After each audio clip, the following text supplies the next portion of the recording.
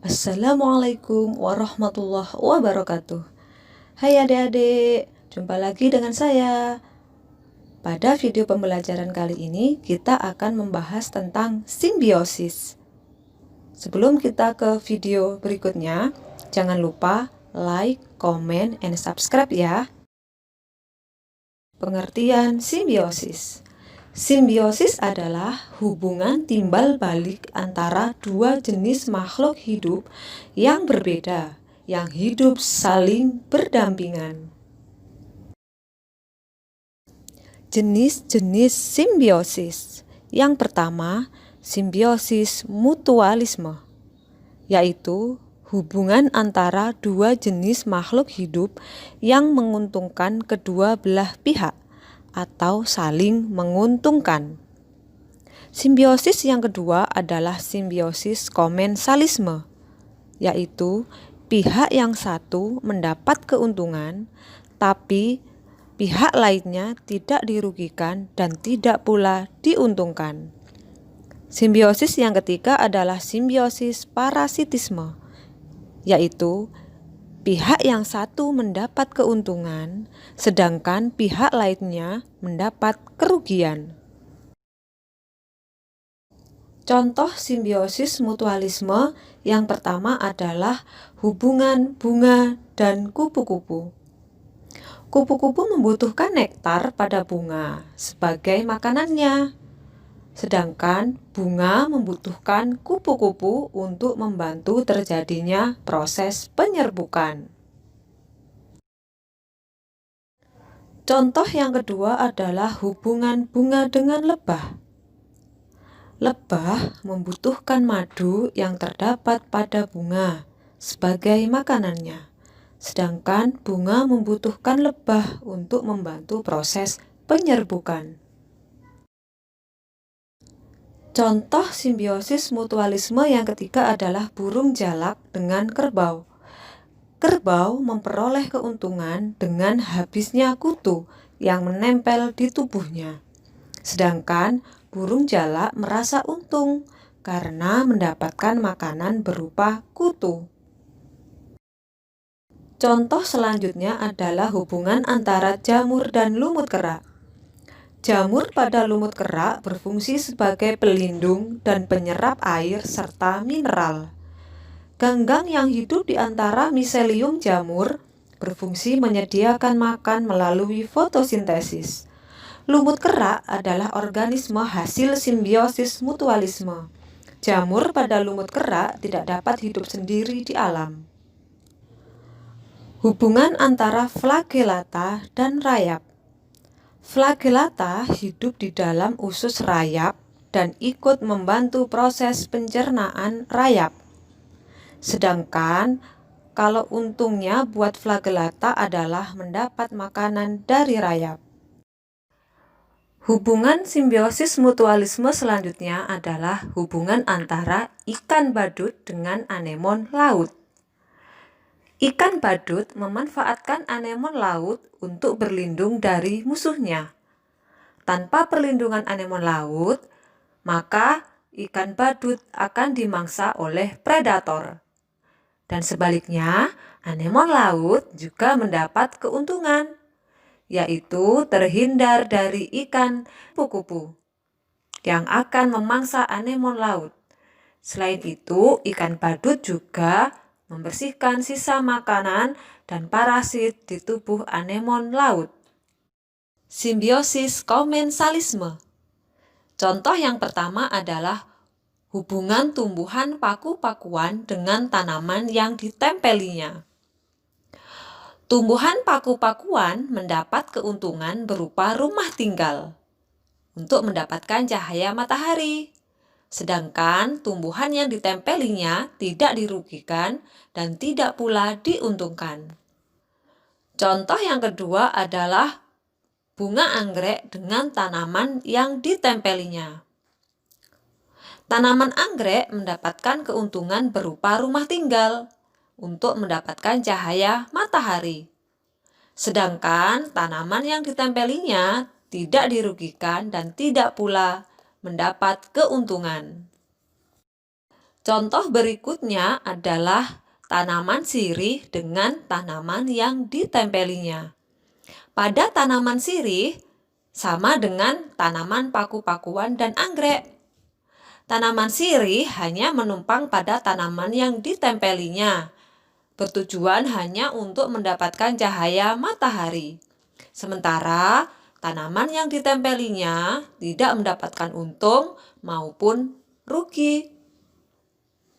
Hubungan antara ikan hiu dan ikan remora.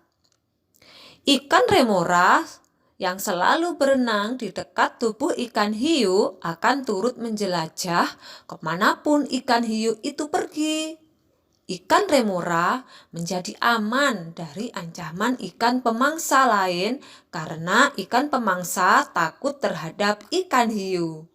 Sedangkan bagi ikan hiu tidak ada pengaruhnya. Simbiosis parasitisme. Contoh yang pertama adalah hubungan antara tanaman benalu dengan pohon inangnya. Benalu termasuk tumbuhan biji dan berdaun hijau. Akar benalu tidak sempurna sehingga tidak mampu menyerap air dan zat hara langsung dari tanah. Untuk memenuhi kebutuhan akan air dan zat hara, benalu menumpang pada ranting tumbuhan jenis lain. Akibatnya, biasanya ujung ranting tanaman yang ditumpanginya akan mengecil, kurus, dan akhirnya mati. Contoh yang kedua adalah hubungan antara tali putri dengan inangnya. Tali putri menghisap makanan hasil dari fotosintesis inangnya. Jadi, tali putri hidup dengan 100% parasit dengan mengambil sari makanan yang sudah jadi. Maka, tumbuhan yang ditempeli tali putri akan lebih cepat mati karena sari-sari makanan yang sudah jadi langsung dihisap oleh tali putri. Contoh selanjutnya adalah cacing tambang yang hidup di dalam usus manusia. Cacing tambang merupakan jenis cacing dalam perut yang sangat mengerikan. Karena selama hidupnya, cacing tambang ini menghisap darah dari inangnya, yaitu usus kita. Sehingga penderita akan mengalami anemia akut akibat kekurangan darah. Cacing tambang dapat menular melalui kulit yang terinfeksi larva cacing yang terbawa ke usus melalui pembuluh darah dan akhirnya menetap di usus. Contoh berikutnya adalah cacing pita yang hidup di dalam usus manusia. Cacing pita memiliki kait pada tubuhnya untuk melekatkan dirinya pada dinding usus manusia. Kenapa disebut cacing pita? Karena bentuknya panjang, pipih mirip pita dan berkepala kecil. Biasanya cacing pita menyerang orang yang suka mengonsumsi makanan yang berasal dari daging, terutama daging sapi dan daging babi yang dimasak tidak sampai matang. Nah, adik-adik, kita sudah mempelajari tentang berbagai macam simbiosis beserta contohnya. Mari kita latihan mengerjakan soal ya. Soal nomor 1. Hubungan timbal balik antara dua makhluk hidup yang saling berdampingan disebut dengan A. Ekosistem, B. Simbiosis, C. Populasi, dan D. Rantai makanan. Soal nomor 2. Hubungan antara dua jenis makhluk hidup, pihak yang satu diuntungkan, sedangkan pihak lainnya tidak diuntungkan dan tidak pula dirugikan, disebut dengan simbiosis. A. Simbiosis mutualisme, B. Simbiosis parasitisme, C. Simbiosis komensalisme, dan D. Simbiosis individualisme. Soal nomor 3. hubungan antara anggrek dengan tanaman yang ditempelinya termasuk simbiosis, A. Mutualisme, B. Parasitisme, C. Individualisme, dan D. Komensalisme. Soal nomor 4.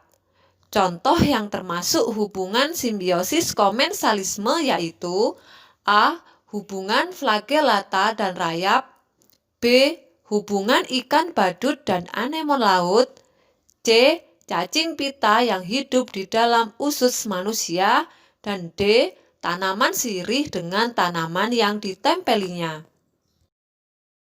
Soal nomor 5.